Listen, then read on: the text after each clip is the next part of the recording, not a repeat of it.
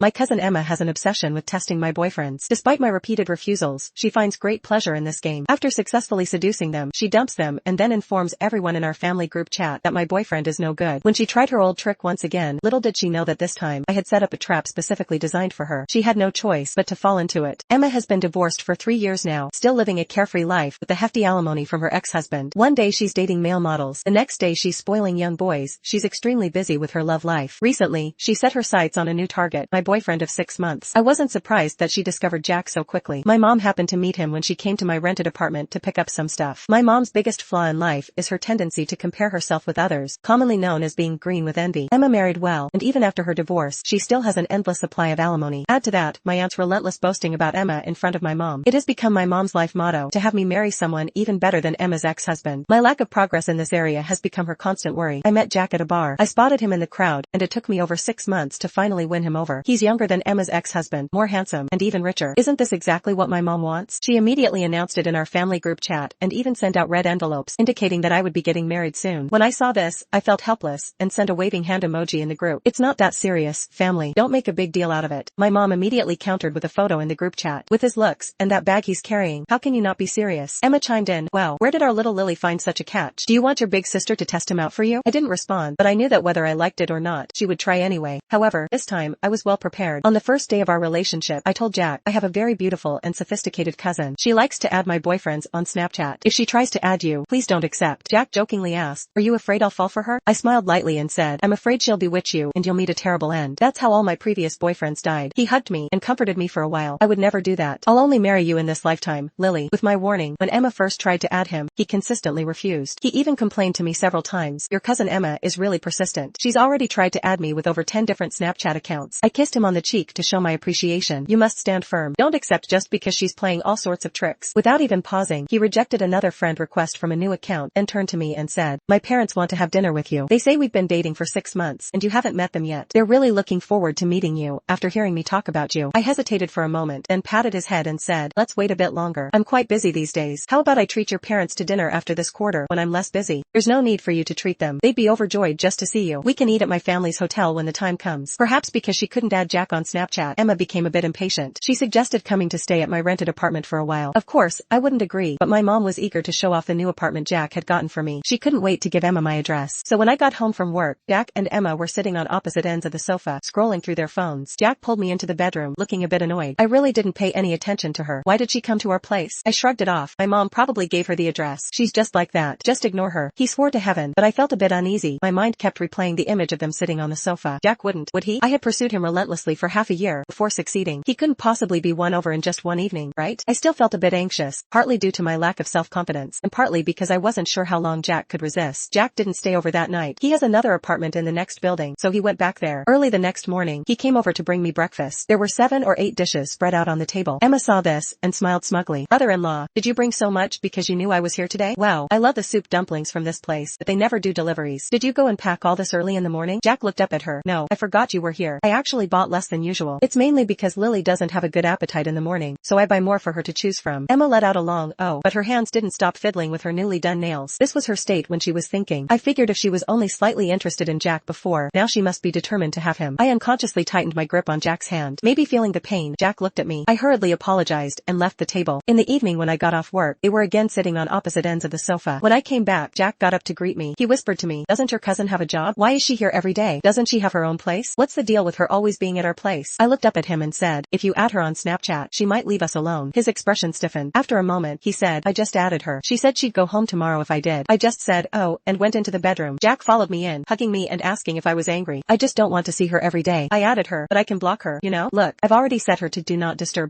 As he spoke, he took out his phone and held it up to my face, trying to prove his innocence. I didn't say anything, but my disappointment must have been obvious because Jack held my hand and comforted me for a long time. At dinner, he kept trying to make conversation with me and piled food onto my plate. Emma saw this and just smiled. Our Jack is very attentive, isn't he? Jack ignored her. He was focused on discussing with me about the store layout problem for a direct sales brand he was working on. Emma deliberately made a noise at the dinner table to get our attention. When we looked at her, she smiled and said, oh my, you're talking about something I'm good at. I got a bit excited. She turned to Jack, who looked confused, and said, my ex-husband has a direct sales brand that's doing quite well. He has many channels that he could share with me. For Lily's sake, I could help you out. Then she went on to introduce the brand in detail. I could see that Jack was very tempted. He looked at me hesitantly, then at Emma and asked, if it's your ex-husband's, wouldn't it be inconvenient? What's inconvenient about it? A little pillow talk and everything's solved, right? Just wait for my message. This time, Jack didn't refuse. I knew his do not disturb setting for her would soon be turned off. Sure enough, after entering the room, he said to me, your cousin Emma is very generous and straightforward. I just looked up at him once, my eyes half red. He immediately came over to comfort me. I was just saying, how could I be interested in a woman who's still entangled with her ex-husband? Emma left my apartment the next day, and Jack didn't come back for several days. He said he was out of town for work because several direct sales stores were opening at the same time. A few times during video calls, I saw Emma in the background. He hurriedly explained, cousin Emma called to ask about the progress. When she heard I was in the neighboring city, she came over to take a look. This time, thanks to cousin Emma's help, we saved a lot of trouble. Even my dad praised me. Second-generation rich kids spend their whole lives wanting to surpass their parents, and Jack was no exception. His father and grandfather were both very successful entrepreneurs. Jack wasn't bad either, but he was always overshadowed by his family's reputation. He had always wanted to prove himself. This time, the direct sales stores were set up in several cities at once, fast, and in good locations. Even his father and grandfather praised him at the dinner table for doing a great job. Jack transferred me $200,000, saying it was to buy a bag for my cousin in my name. I know she helped me out for your sake, so it's better if you give it to her. I still have that much sense. Then he added, choose one that your cousin likes. If it's not enough, I'll transfer more to you. I took out my phone and called my sister, saying as soon as the call connected, thank you for helping my boyfriend. He says he wants to buy you a bag around $200,000. Do you have any preferences? Or should I just transfer the money to you? There was a pause on the other end, and a slightly deep male voice came through. Lily, why is your boyfriend buying things for Emma? Oh my god, my cousin and my ex-cousin-in-law's contacts only differed by one character, and I had accidentally called my ex-cousin-in-law David. David, Emma, and I were all schoolmates. David was 1 year ahead of us, and we would run into each other during club activities. I only praised David for being considerate once, and the next day, Emma started pursuing him openly. When a girl chases a boy, success comes easily. 2 weeks later, they got together. After breaking up and getting back together several times, they got married right after graduation. 3 years after marriage, they divorced. To avoid any misunderstanding from this big spender who still sends my sister a monthly living allowance, I quickly explained, no, she helped my boyfriend with something big, but we should thank you too, brother-in-law. This time, my boyfriend's direct sales snack brand relied entirely on your resources. I thought she was being ambitious and planning to open her own business, but it turns out it's for your boyfriend. She's more attentive to him than she ever was to me. Before I could respond, he continued, alright, I get it. I'll buy the bag for her. You keep the money for yourself. I returned the money to Jack, telling him that my brother-in-law said not to worry about it. He seemed a bit puzzled. Isn't he your ex-brother-in-law? Why is he still so involved? He's her meal ticket. Where do you think all those designer brands and high-end lifestyle of my cousin come from? Jack's expression became a bit unnatural. Seeing me looking at him, he added, I see. That night, Emma came to my place again. She had been drinking and was sitting on the sofa with a flushed face, arguing with me. Clear-headed, logical, and articulate, she criticized me inside and out, up and down. Finally, pointing at Jack, she said to me, you think you can land a rich guy? Let me tell you, don't dream about it, Lily. You'll never be able to live the life I have. You told David I'm stealing your boyfriend so he'd cut off my allowance. I bet I could find a new sugar daddy tomorrow if I wanted to. You believe that? When Jack heard this, a spark flashed in his eyes. I suddenly felt it was all so pointless. I left them in the living room and went back to my bedroom. After this incident, Jack started working overtime and going on business trips more frequently. Even when I mentioned that I wasn't busy recently and could have dinner with his parents, he politely declined, saying it wasn't the right time yet. By this point, I understood. Emma had succeeded again. She had won again.